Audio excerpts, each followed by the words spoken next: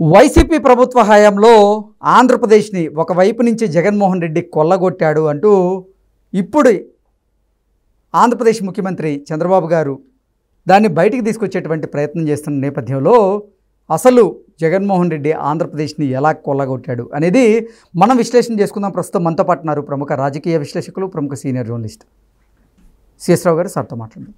Sir నమస్తే. Sir నమస్తే. YCP ప్రభుత్వ హయాంలో జగన్మోహన్ రెడ్డి ఒకవైపు నుంచి ఆంధ్రాన్ని కొల్లగొట్టాడు అంటూ ఇప్పుడు చంద్రబాబు గారు దాన్ని బయటికి తీసుకొచ్చే ప్రయత్నం చేస్తున్నారు.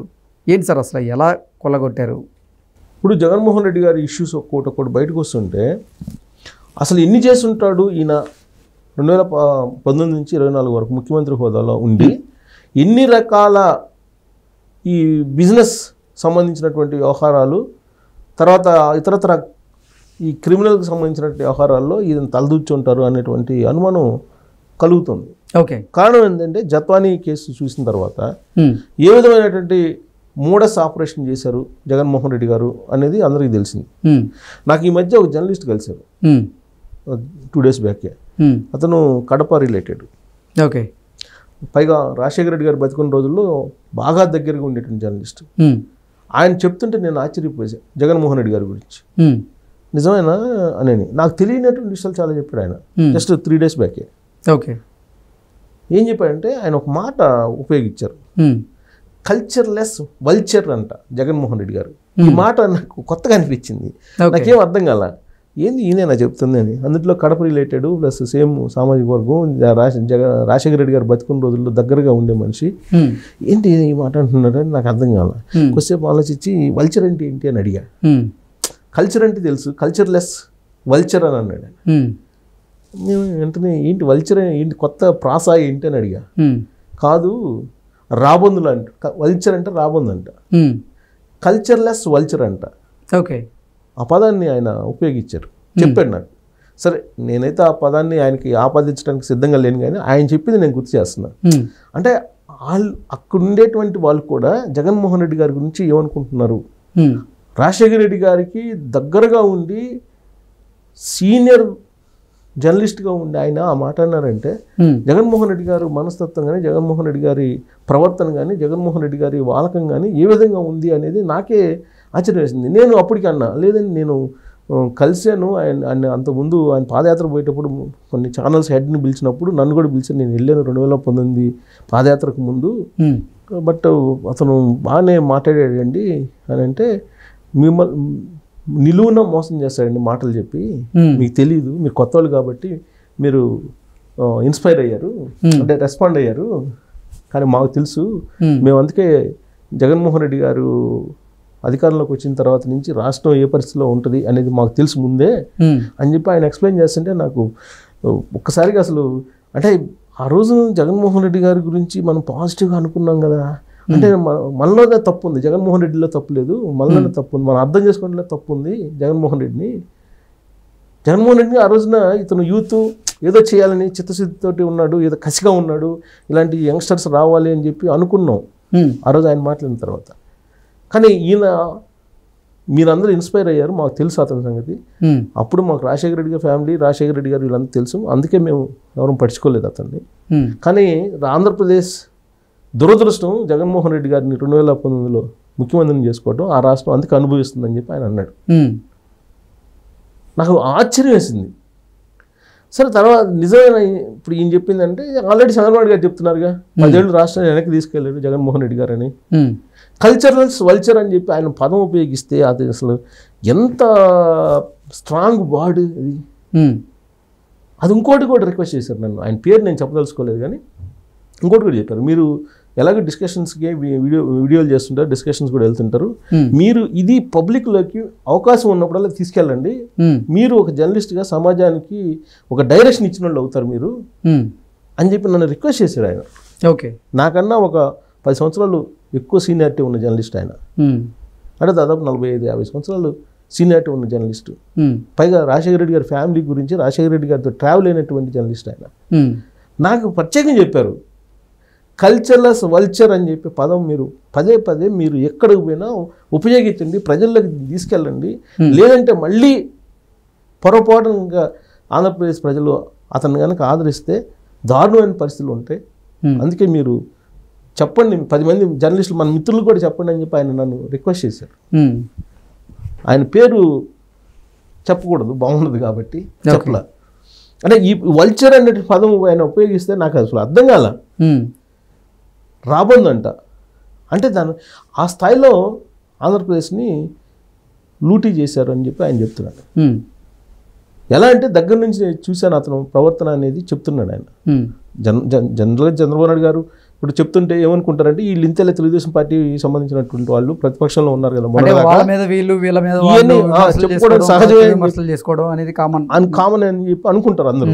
చాలా మంది కూడా జగన్మోహన్ రెడ్డి గారు 1,00,000 కోట్లు దోచేశారంటే ఎవరు దోయలేదు అనే పరిస్థితికి వచ్చారు కదా 2019 ఎన్నికలకు ముందు. ఆ తర్వాత ఈయన స్వరూపం తెలిసింది, అది వేరే సంగతి. ఇప్పుడు ఎలా దోచేసాడు అనే దాన్ని 3 ముక్కల్లో చెప్పాడు ఆయన నాకు. ఇప్పుడు రాజశేఖర రెడ్డి గారు సీఎంగా ఉన్నప్పుడు రూపాయి ఖర్చు లేకుండా కొన్ని వేల కోట్ల రూపాయలు సంపాదించాడు ఆయన. ఎలా సంపాదించాడు? కిట్ ప్రోకో అంటే ఏంటి? రాజశేఖర రెడ్డి గారు గవర్నమెంట్లో ఉన్నారు కాబట్టి ఆయన వస్తున్నటువంటి పెట్టుబడిదారులని ఆకర్షించి ఆ పెట్టుబడులకి సంబంధించి ప్రభుత్వం తరఫు నుంచి రాయితీలు ఇచ్చే దాంట్లో రూపాయి ఇచ్చే దగ్గర 10 రూపాయలు ఇచ్చారు. దాని ప్రతిఫలం ఏంటి? అయిపోయింది, ఫస్ట్ అంకం అయిపోయింది. ఈయన కొత్త పార్టీ పెట్టాడు, 2019లో అధికారంలోకి వచ్చాడు. అధికారంలోకి వచ్చిన తర్వాత ఈయన ఏం చేశాడు అని అంటే ఆల్రెడీ ఎస్టాబ్లిష్ అయినటువంటి కంపెనీలు ఉంటాయి కదా, పెట్టుబడులు పెట్టడానికి ఎవరైనా వస్తారు, లేదంటే ఆంధ్రప్రదేశ్లో పెట్టుబడి పెట్టి రన్ చేసినటువంటి కంపెనీలు ఉన్నాయి. ఈ కంపెనీలో ఐడెంటిఫై చేసి ప్రధానంగా 2 సామాజిక వర్గాలకు సంబంధించినటువంటి వ్యాపారాల మీద దృష్టి పెట్టారు. ఒకటి కమ్మ సామాజిక వర్గం, 2 క్షత్రియ. ఈ 2 సామాజిక వర్గాలు చేసేటువంటి వ్యాపారాలు కంపెనీలు ఏమేమి ఉన్నాయో ఐడెంటిఫై చేశారట. అది పనిగా దానికి ఒక టీంను ఏర్పాటు చేశారంట ఆయన.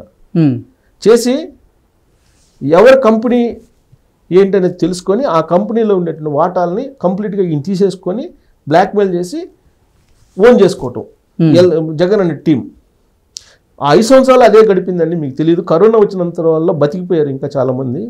కరోనా రాకపోతే చాలామంది అయిపోయింది అని చెప్పి గల్లా జయదేవ్ అమర్ రాజా బ్యాటరీస్కి ఒక చరిత్ర ఉందండి. వాళ్ళు ఎందుకు వచ్చారు అనుకుంటున్నారు ఆంధ్రప్రదేశ్ నుంచి? వాళ్ళు బయటపడ్డారు అంతేను. బయటపడినటువంటి వాళ్ళు చాలామంది ఉన్నారు. కాకినాడ సీపోర్ట్ ఏమైందండి? కాకినాడ సీపోర్ట్ ఏమైంది? ఆయన వెంకటేశ్వరరావు కంప్లైంట్ ఇచ్చాడు ఇప్పుడు ధైర్యం చేసి. ఆ రోజున తాడేపల్లికి తీసుకెళ్లి గన్ చూపించారండి ఆయనకి, మీకు తెలీదు అని చెప్పి ఆయన ఎక్స్ప్లెయిన్ చేశారు. గన్ చూపించి భయపించి వాళ్ళ ఫ్యామిలీ మొత్తాన్ని రోడ్డుకి ఈడుస్తామని చెప్పి భయపిస్తే వాళ్ళు కంపెనీ రాసిచ్చారండి. ఇది బయటకు వచ్చిన అంశం. ఇప్పుడు ఇలా బయట రాని చాలా ఉన్నాయి, అన్ని బయటకు తీసుకొస్తున్నారు. చంద్రబాబు నాయుడు గారు ఒక్కోటి తీసుకురావాలి కూడా. ఎందుకు తీసుకురావాలంటే మళ్ళీ కనుక ఈ మొక్క చిగురిస్తే ఇక ఆంధ్రప్రదేశ్ని మర్చిపోవటమేనండి. ఆ కల్చరల్ వల్చర్ అతను అని చెప్పి ఇంకోటి కూడా చెప్పాడు. ఆయన పర్సనల్ లైఫ్ గురించి కూడా చెప్పాడు. దాన్ని నేను రివీల్ చేయదలుచుకోలేదు పద్ధతి కాబట్టి, నేను జర్నలిస్ట్గా కొన్ని నామ్స్ పాటించాలి కాబట్టి. జగన్మోహన్ రెడ్డి గారి పర్సనల్ లైఫ్ గురించి చెప్తే నేను ఆశ్చర్యపోయా. అది రివీల్ చేయడం బాగుండదు. అది పెద్ద పర్సనల్ లైఫ్ తెలుసుకోవాల్సిన అవసరం, దాన్ని తెలుసుకోకపోయినా సమాజానికి ఒరిగేది లేదు. కాకపోతే ఇతను చేసే మోడస్ ఆఫ్ ఆపరేషన్ ఎలా ఉంటుంది? ఫస్ట్ ఫేజ్లోనేమో మీకు స్టాక్ మార్కెట్లో హర్షద్ మెహతా చేసినటువంటి స్కామ్ లాగా చేసేసారు. ఇది సూట్ కేసు కంపెనీలు పెట్టి పెట్టుబడిదారులని ఆకర్షించి షేర్లు కొనిచ్చేసి. సెకండ్ ఫేజ్లో ఏం చేసేసారు? డైరెక్ట్గా కంపెనీల్లో ఉండేటువంటి మేజర్ వాటాలని, ఇప్పుడు మనం జిఎంఆర్ తీసుకోండి, ఏం చేశారు? జిఎంఆర్ని లేకుండా చేశారు కదా కాకినాడ సెజ్లో. సో కాబట్టి పెద్ద కంపెనీలు అన్నింటినీ వీళ్ళు హ్యాండ్ ఓవర్ చేసుకొని ఒక పెద్ద టీం అండి ఇదంతా. కాబట్టి ఆంధ్రప్రదేశ్ పొరపాటున కనుక మళ్ళీ అతనికి అవకాశం ఇస్తే చాలా దారుణంగా ఉంటుంది. మళ్ళీ కనుక ఇస్తే అంబానీ, ఆదానీలు, తర్వాత బిల్ గేట్స్, వీళ్ళందరూ జాబితాలు ఇతను చేరతాడు. కాబట్టి పొరపాటున కూడా ఆంధ్రప్రదేశ్ ప్రజలు మళ్ళీ అవకాశం ఇవ్వకుండా చేయటం అనేది జర్నలిస్టుల బాధ్యత, చెప్పాల్సిన బాధ్యత ఉంది. కాబట్టి ఈ పదాన్ని మీరు పదే మీరు చెప్పండి ప్రజలకి అని చెప్పి ఆయన నాకు చెప్పారు. నిజమే కదా అనిపించింది నాకు. ఓకే, ఇప్పుడు ఆయన పరిపాలన చూస్తే 2019 నుంచి 2024 వరకు ఇప్పుడు వస్తున్నటువంటి అంశాలు ఏంటి? దాదాపు 4 లక్షల ఎకరాలు ఎక్కడుందో కనపట్ల. ఆంధ్రప్రదేశ్లో. ఇది అసైన్ ల్యాండ్. కంపెనీల వాళ్ళు బయటకు వస్తున్నారు. ఇప్పుడు దాదాపు 170,000 కంప్లైంట్స్ వచ్చినాయంట. ఇది ప్రజా దర్బార్లో అన్నీ భూములకు సంబంధించి లాక్కున్నాయి. తర్వాత వైజాగ్లో అదే ఒక ప్యాలెస్ ఉంది, దాన్ని రాసి ఇవ్వమని చెప్పి అప్పుడు కలెక్టర్ని ప్రయోగిస్తే నోటీసులు ఇచ్చాడు కలెక్టర్. తర్వాత అక్కడేదో ఒక ఇది ఉంది, జిమ్, ఇంటర్నేషనల్ స్థాయి జిమ్, దాన్ని కావాలంటే దాన్ని రాయిస్తారు. ఒక్కొక్కటి చాలా ఉన్నాయి. ఆ మధ్య అయ్యన్ పాత్రుడు గారు లీక్ చేశాడు కొన్ని ఎలక్షన్ ముందు. ఇప్పుడు అవన్నీ ఒక్కొక్కటి బయట రావాలి. ఇప్పుడు ఆ ప్యాలెస్ ఎవరో దుబాయ్ లాగా ఉంటుందంట అది అక్కడ వైజాగ్లో, అది రాయించుకోవడానికి ప్రయత్నం చేశారన్నారు. సో ఇలాంటివన్నీ ఇప్పుడు రిషికొండ ఉంది. రిషికొండది ఇప్పుడు లేటెస్ట్ మళ్ళీ అది ఇంకా బయట రావాలి. రిషికొండ ప్యాలెస్ పక్కన 38 ఎకరాలు ఉంటే ఆ 38 ఎకరాలని వీళ్ళు రాయించుకున్నారంట. అది ఈరోజే ఏదో పేపర్లో చిన్నది వచ్చింది, అది ఇంకా పూర్తి వివరాలు రావాలి. సో ఈ స్థాయిలో లూటీ చేసేసారు. లూటీ చేసేసి అనిల్ అంబానీ లేదంటే అంబానీ ఫ్యామిలీ లేదా అదానీ ఫ్యామిలీ లేదంటే టాటాలు బిర్లాలు తరతరాలుగా సంపాదించినటువంటి ఆస్తులు 5 సంవత్సరాల్లో జగన్మోహన్ రెడ్డి గారు వాళ్ళ జాబితాలో చేరాలని సంపాదించాడని చెప్పి ఆయన నాతోటి ప్రస్తావించినట్టు అంశం. కాబట్టి ఆంధ్రప్రదేశ్ ప్రజలు జాగ్రత్తగా ఉండాలి. నెక్స్ట్ మళ్ళీ ఇంకో ఛాన్స్ ఇప్పుడు ఆయన చెప్పిన మాటలు కనుక వింటే ఏమవుతుంది అనేది కల్చర్లెస్ వల్చర్ అని అన్నాడు కదా, మరి ఆయన ఆ పదం ఎందుకు అన్నాడే కానీ మరి ఆ స్థాయిలో ఆయన అన్నారంటే, పైగా ఆ ఫ్యామిలీ గురించి తెలిసిన ఆయన. మరి ఇంకా ప్రజలు కనుక ఆయన్ని జగన్మోహన్ రెడ్డి గారిని ఆదరిస్తున్నారు, ఇప్పటికి కూడా ఆయన ఫాలో అవుతున్నారంటే ఇంకా వాళ్ళ ఇష్టం, మనం చేసేదేం లేదు. Okay sir, thank you so much. Thank you.